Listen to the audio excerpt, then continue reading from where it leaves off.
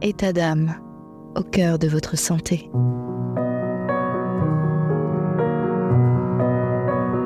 Bienvenue sur État d'âme, le podcast qui vous emmène au cœur des émotions féminines dans leur parcours de santé. Vous avez déjà ressenti cette impression de solitude face aux défis de la vie, qu'ils soient physiques ou mentaux.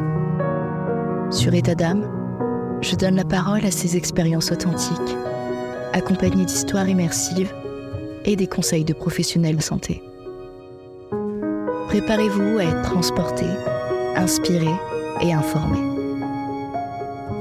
Restez à l'écoute, car vous êtes sur le point de découvrir un monde où vos émotions trouvent écho.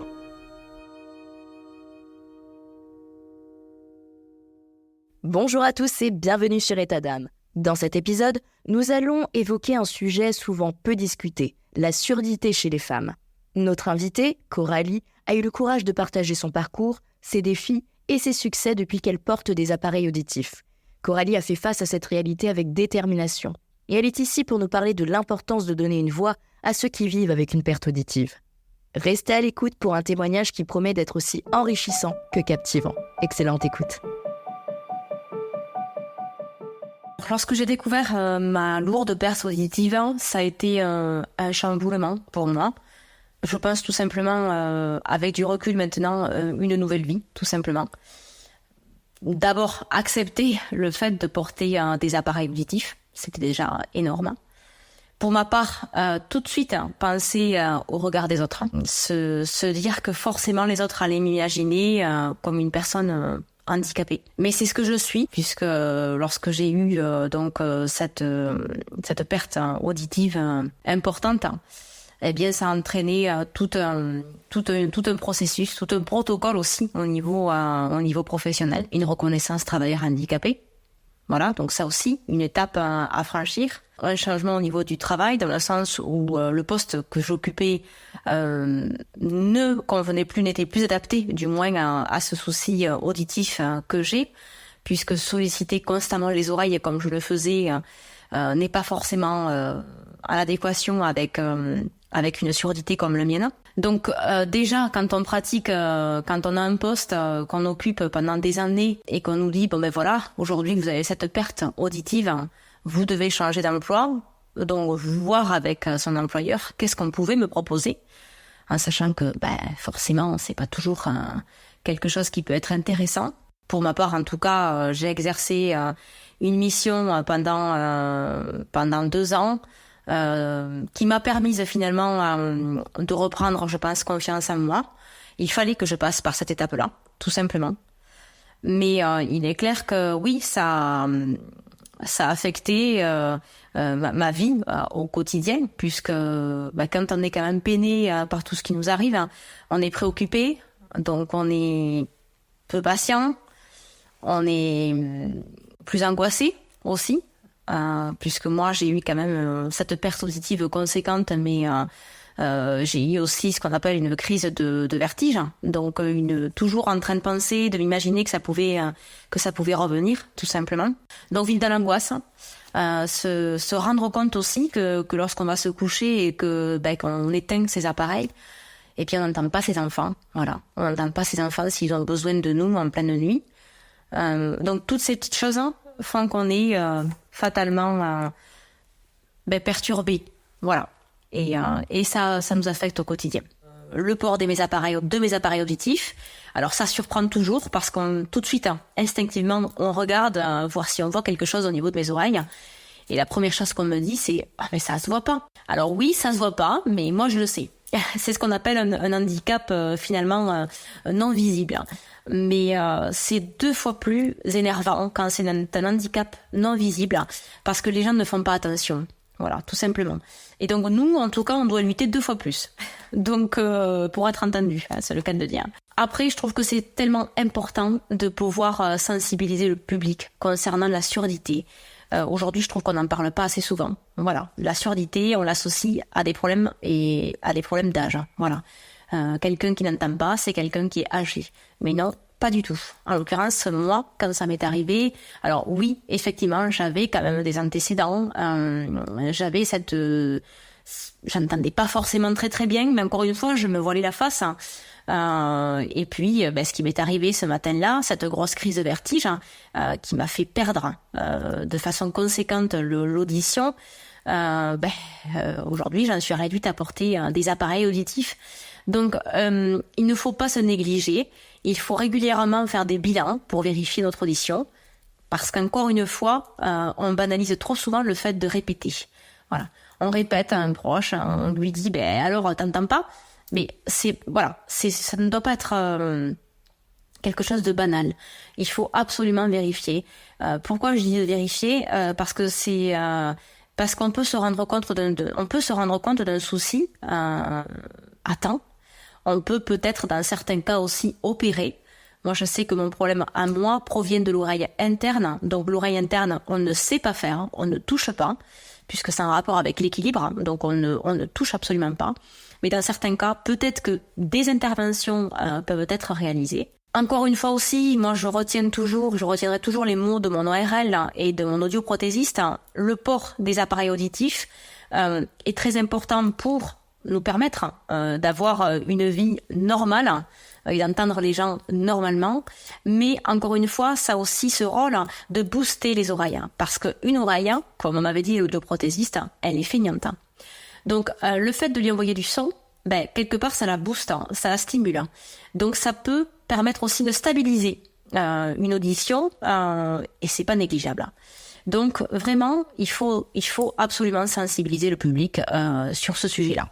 Les plus grands défis que j'ai pu rencontrer en portant les appareils, c'était de sortir avec les appareils auditifs, de sortir et d'être au contact du monde extérieur. Toujours pareil, le regard des autres, se dire qu'on n'entend pas, nous on le sait, mais c'est pas forcément un handicap visible, donc on se dit que les autres n'ont pas forcément besoin de le savoir, donc on va chercher à cacher.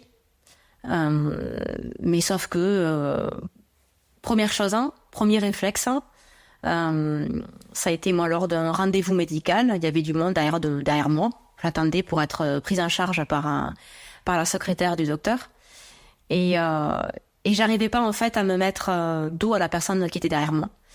Parce que j'avais en tête qu'elle allait voir mes appareils derrière les oreilles. Alors que la personne, vraiment, elle faisait sa vie, quoi. Elle ne regardait pas du tout mes oreilles.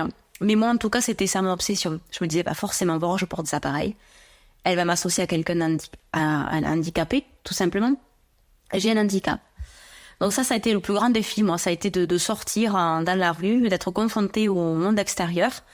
Et de montrer aux autres que je porte des appareils auditifs. Après, je crois que j'ai passé ce cap, et ça a été finalement une force pour moi, parce qu'aujourd'hui, je suis une nouvelle personne. Je suis une nouvelle personne. J'ai conscience de mon handicap et j'ai plus honte ni d'en parler, ni de me montrer. La preuve, c'est que je porte les cheveux courts et que encore aujourd'hui, je les coupe encore plus courts les cheveux. Alors, très souvent, mon coiffeur, d'ailleurs, fait référence à ça en me disant « Est-ce que tu veux que je te dégage les oreilles quand je coupe tes cheveux? Est-ce que tu veux que... » Oui, il n'y a pas de souci, en fait. Et je veux plus qu'on en fasse un souci. Oui, je dégage mes oreilles, il n'y a pas de problème. Et si on voit mes appareils, il n'y a pas de souci non plus avec ça. Donc, je dirais aujourd'hui que j'ai plus trop de grands défis. Aujourd'hui, ce sont mes amis, en fait, les appareils auditifs. Ce sont vraiment mes amis, j'ai besoin d'eux. Et j'ai plus honte. Donc honnêtement, le premier grand défi, ça a été de sortir avec eux. Voilà, ma première sortie avec eux, ça a été ça. Alors oui, bien sûr, les mois qui ont suivi aussi, ça a été un peu compliqué, mais rapidement, je me suis surtout rendu compte que j'avais besoin d'eux et qu'il fallait pas en faire des ennemis, mais plutôt des amis. J'ai réussi à franchir des étapes que jamais je pensais que je ne pourrais franchir. J'ai sauté le pas d'être auto-entrepreneur. Voilà, donc ce qui n'est pas une mince affaire. Et Bernard Avenue, c'est arrivé de façon très très logique. Mon compagnon est originaire du Maroc, avec un petit côté berbère. Moi, le Maroc, ça m'a toujours parlé parce que mon papa est pied noir du Maroc. Donc le Maroc, ça m'a toujours parlé. Et j'ai toujours été très attirée par tous ces tatouages berbères, voilà, que portaient les femmes. Donc, tout bêtement, en discutant chez moi, en étant à la maison, je voyais bien que le travail que j'occupe, que le poste que j'occupais, c'était pas le truc qui me transcendait le plus, hein, tout simplement. J'avais envie de passer à autre chose. Hein. Je me sentais plus forte que jamais, en fait. Et j'avais vraiment envie de réaliser un projet qui me tenait aussi à cœur. Je suis passionnée de mode depuis mon plus jeune âge et également par le dessin. Et je me suis dit, après tout, pourquoi je ne me lancerais pas là-dedans ? Pourquoi je ne créerais pas ma propre marque de vêtements ? Ça pouvait être une idée et c'est ce qui me redonnait finalement le sourire tous les jours quand j'allais travailler. Donc il fallait qu'il y ait le mot berbère et puis avenue pour ce côté, pour cette modernité, pour cette touche de modernité que j'allais apporter. Donc j'imaginais très bien un petit peu les vêtements que j'allais pouvoir faire confectionner et donc tout de suite ça m'a transportée. Le rôle de Berbère Avenue, il y a qu'une chose qui me vient tout de suite comme ça à l'esprit, confiance. Ça m'a redonné confiance en moi. C'est comme si en fait je renaissais tout simplement. Et d'ailleurs, beaucoup de personnes qui me connaissaient auparavant m'ont souvent fait cette réflexion en me disant tu n'es plus la même. Tu n'es plus la même, tu es épanouie. Voilà, je cherchais le terme, tu es épanouie. Et c'est exactement ça. Ce qui m'est arrivé, la création de Berbère Avenue, tout ça finalement, avec le recul, je me dis, c'était une suite logique. D'abord, on a tous un destin. Moi, je suis énormément là-dedans. Donc, je crois en mon destin. Et je devais, en tout cas, en passer par là pour justement grandir, pour justement prendre confiance en moi et me dire que j'étais capable et autant capable que n'importe qui. Et donc Berbère Avenue, cette création d'entreprise, ça m'a énormément apporté. Ça m'a obligée aussi surtout à m'exprimer, ne serait-ce que devant mes clientes, assumer, de dire attendez, excusez-moi, alors j'ai un problème d'audition, donc si vous pouviez parler plus fort, si vous pouviez vous exprimer différemment parce que je n'entends pas bien. Voilà, donc vraiment assumer pleinement cet handicap que j'ai. Et j'ai envie de dire même à la limite de le mettre encore plus en avant. Le temps, ça permet de guérir beaucoup de choses, beaucoup de blessures.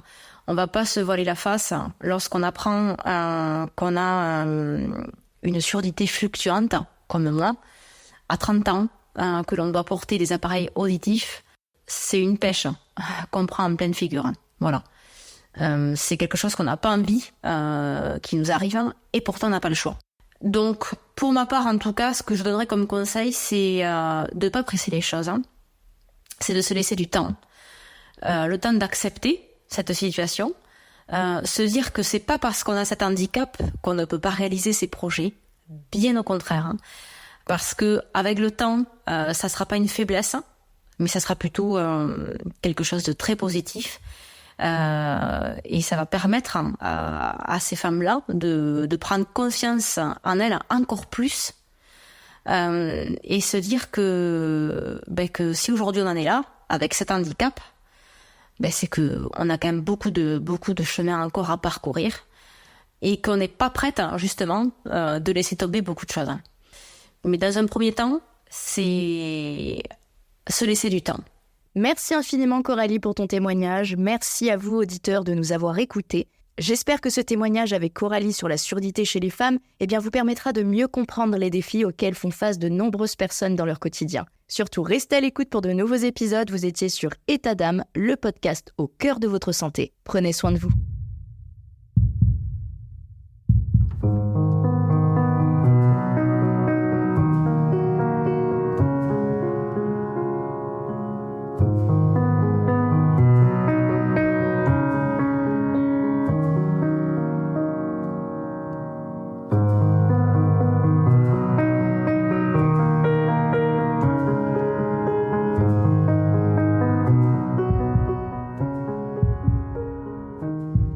État d'âme, au cœur de votre santé.